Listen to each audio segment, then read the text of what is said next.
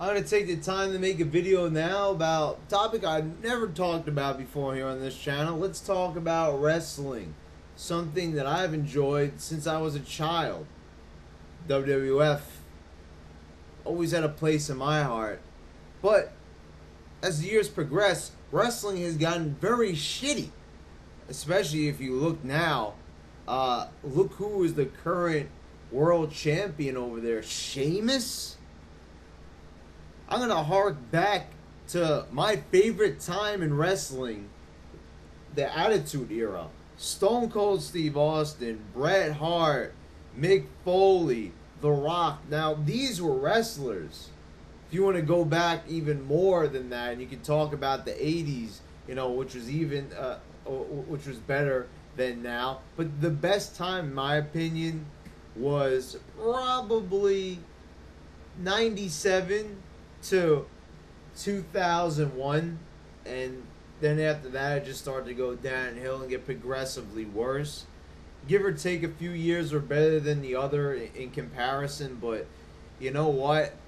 Wrestling is a piece of shit now, and I barely get to watch it anymore because I can't tape it. I don't have any. I don't have cable with USA on it. And I'm never home ever to see SmackDown, even though that's on regular TV. So, wrestling is just a piece of shit right now. That's not to say that there aren't good wrestlers in it. There isn't. It's not to say that they don't have good matches, because they do. It's not the same. The same feeling that I had when watching wrestling during the 90s is gone. You don't have those characters anymore. You don't have Stone Cold, who used to cut these amazing promos in 97 and 98. They were memorable. So many memorable moments happened within those years, and you don't have any more memorable moments. It's all very scripted, because back in the Attitude Era, when Vince Russo had command of things with the writing, he would sit down with every single wrestler, and this has been proven, talked about many times. This is how the process would be. They'd get a new guy coming into the WWF, and Vince Russo would sit him down, talk to the guy, talk to him about his interests, what kind of guy he is, and he would pinpoint them. I can't remember exactly where I read this. I think it was in Vince Russo's book. Yeah, I actually think it was in his book. I didn't read his whole book, but I remember glancing at it, and I saw when it came to the part where he talked about Val Venus. He talked to him for a little bit, and he got the idea for him to be a porn star.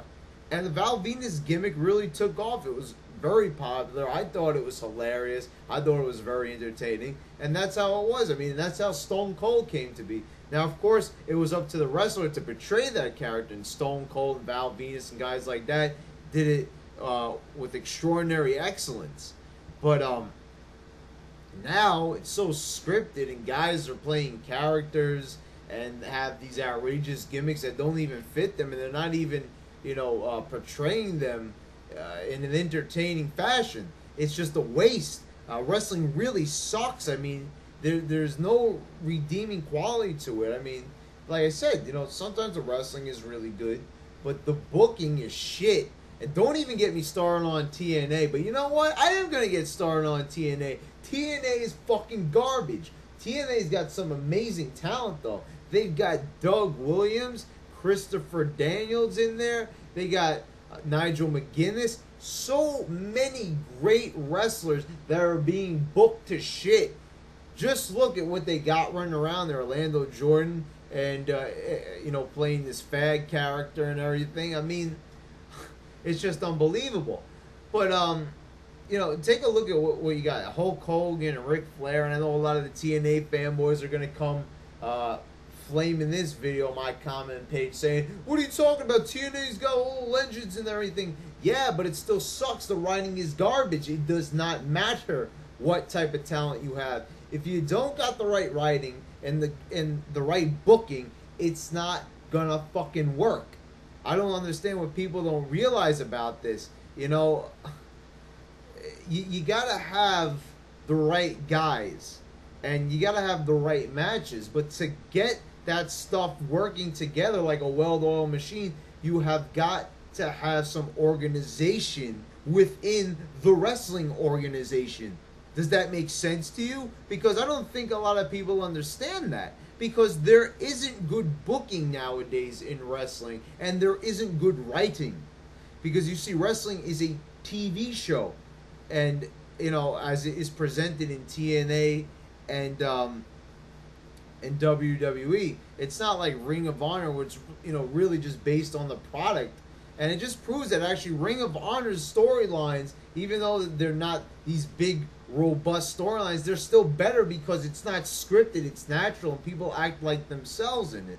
You know, so that's why it works. But, you know, with the case with WWE and TNA, where they want to make it soap opera style and really make a story out of it, they're not getting the job done because it sucks. There aren't good characters. I mean, just think about it. When you see a TV show on TV, you know, whether it's a sitcom, a drama, are you going to watch it if the characters are as boring as fuck? Of course you're not. Because that means it's not interesting. And people are not going to watch an uninteresting program.